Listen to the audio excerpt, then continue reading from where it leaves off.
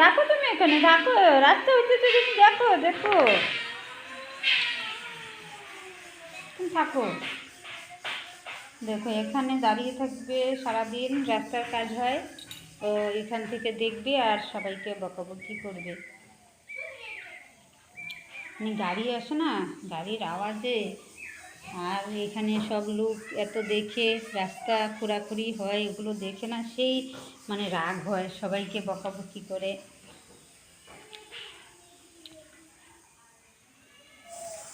শুভ সকাল বন্ধুরা, তোমরা সবাই কেমন আছো? আশা করছি খুব ভালো আছো, আমিও ভালো আছি। আর বাপি কবিতা ব্লগে সবাইকে অনেক অনেক ভালোবাসা জানিয়ে আমার ভিডিও শুরু করছি। দেখো আজকে না মানে ক্ষেত থেকে ধনে পাতা তুলে নিয়ে আসলাম, এগুলো এখন বড়া করব, তার জন্য বেছে নিচ্ছি। এখন তো বাজারে বেশি একটা পাওয়া যায় না, ওই পাশে আমাদের দাদার যে, ও তো 12 মাসই মানে এসব আবাদ করে, তার জন্য ওই দাদাদের ক্ষেত থেকে তুলে নিয়ে আসলাম। এই দেখো রাস্তার কি পরিস্থিতি করছে জানো, এই এত ভেজাল না, ভালো লাগে না। এই পাইপটা মানে প্রথমে গেড়েছিল জলের জন্য, জল তো আসেই না ঠিকভাবে, এখন রাস্তা হবে তার জন্য এই পাইপটা একবার তুলে নিয়েছিলাম। দেখো মানে আমাদের তো জানোই, তোমাদের দাদাভাই বাড়িতে থাকে না, কীরকম কষ্ট হয় আমার আর আমার ছেলের। এই রাস্তাটা খুঁড়ে খুঁড়ে পাইপটা উঠানো হয়েছিল, না হলে না যাদের পাইপ তুলে নাই ওদের পাইপ কেটে কুটে ছিঁড়ে ছিঁড়ে দিয়ে দিয়েছে। সেদিন কত কষ্টে জানো এই পাইপটা তুলেছিলাম, তুলে সাইডে রেখেছি। এই দেখো অনেক কষ্ট হয়েছে আমাদের দুজনের মানে এই পাইপটা ওঠাতে। কারণ কি রাস্তাটা তো জানোই, শিল ফেলানো ছিল, পাথর ফেলানো ছিল, কীরকম শক্ত হয়ে যায় রাস্তাঘাট, ওগুলো খুঁড়ে তারপরে পাইপটা তুলে সাইডে রাখা, কত কষ্ট হয়েছে জানো, কি বলবো। এসব কাজ তো আমি কোনো দিন করি নাই আর করতেও পারি না, তার জন্য আমাদের খুব পরিশ্রম হয়। আর ছেলেও তো ছোটো, এসব কাজ কি এত পরিশ্রমের কাজ করতে পারি এখনই বলো। এখন যদি মানে না তুলি ভয় পাই তাহলে তো পাইপটা নষ্ট হয়ে যাবে, তার জন্য খুব কষ্ট করে তুলে রেখেছি। এই দেখো গাড়ি চলে এসছে, এখনই মানে রাস্তাটা খুঁড়ে দিবে। ওইদিকে খোঁড়া হয়ে গেছে, আমাদের রাস্তার টুক বাকি আছে, মানে আমাদের পাইপগুলোর জন্য একটু দাঁড়িয়ে আছে।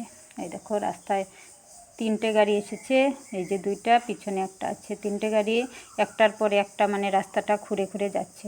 রাস্তা হবে, প্রথমে খুঁড়তে হয়, তারপরে আবার সমান করে, তারপরে পাথর ফেলে, তারপরে আর কি রোলার দিয়ে সমান করে, পরে হয়তো পিচ ফেলাবে।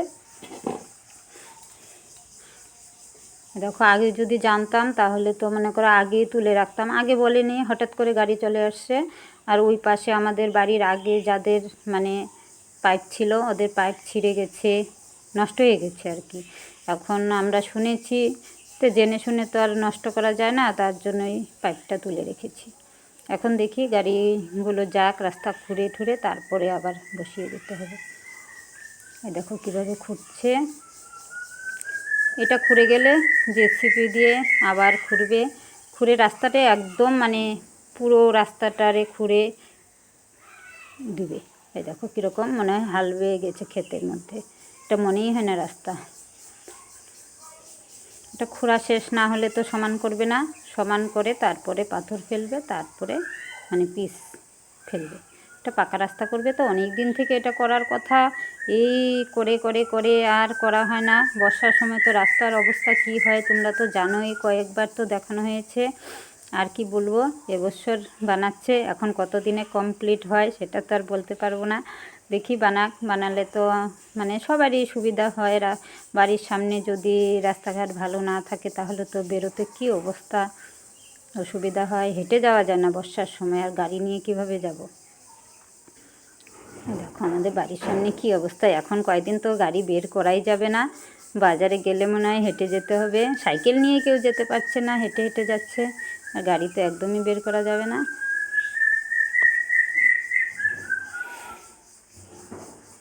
এই দেখো সেদিন তুলেছি, আজকে আবার এটা গাঁটতে হবে। আজকে যদি পাইপটা না গেড়ে দেই তাহলে রাস্তার মধ্যে আবার পাথর ফেলে মানে সমান করে দিবে, তারপরে পিচ ঢালবে। এখন যদি পাইপটা না গেড়ে দেই তাহলে তো পরে আর রাস্তাটা যদি মানে শক্ত হয়ে যায়, পিচ ঢেলে দেয়, তারপরে তো আর রাস্তাটা খোঁড়া যাবে না, পাইপটাও ফেলানো যাবে না। তার জন্য এখন আবার বলছে যে পাইপটা বসিয়ে নাও। এখন কি করব, এখন ছেলে আর আমি চেষ্টা করছি, দেখি দুজনে মিলে আবার গর্ত করে খুঁড়ে আবার বসিয়ে দেই। কারণ না বসিয়ে নিলে তো আবার পরে আর হবে না, আর জলও আসবে না। জলের তো কোনো গ্যারান্টি নেই কবে আসে না আসে। মাঝে মধ্যে 1-2 দিন আসছিল, এখন আবার নেই কয়েকদিন থেকে। এখন দেখি কি হয়। এটা পুরোটা রাস্তা খুঁড়ে পাইপটা বসানো কি মুখের কথা বলো? এটা কি আমরা পারি? ছেলেদের কাজ, এটা ছেলেরা পারে। এখন আমরা এটা তো মানে আমার ছেলেও তো ছোট, আর আমি তো মহিলা মানুষ, এসব কাজ তো করতে পারি না। কি করব, এখন করতেই হবে। নিজেদের কাজ না করলে তো কেউ করে দিবে না, বলো? দেখো রাস্তার অবস্থা দেখেছ? কয়েকদিন থেকে এরকমই করছে, 2 দিন থেকে মানে খোঁড়াখুড়িরই কাজ হচ্ছে। এগুলো খুঁড়ে তারপরে সমান করবে, তারপরে শুরু হবে কাজ। দেখো এখন খালি কোদাল দিয়েও হয় না, কোদাল দিয়ে তো অত পাথর তারপরে মাটি তোলা যাচ্ছে না। এই দেখো এখন শাবল দিয়ে খুঁড়ে খুঁড়ে তারপরে করবো। এগুলো এত পরিশ্রমের কাজ, কি বলবো বলো?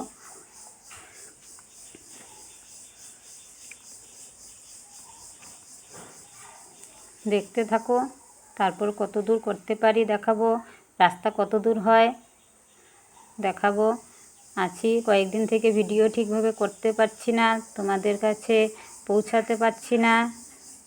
এই দেখো আমি এখন কোদাল নিয়ে লেগে পড়েছি, আমার ছেলে একা পারছে না তুলতে মাটি খুঁড়তে, আমিও একটু সাহায্য করছি।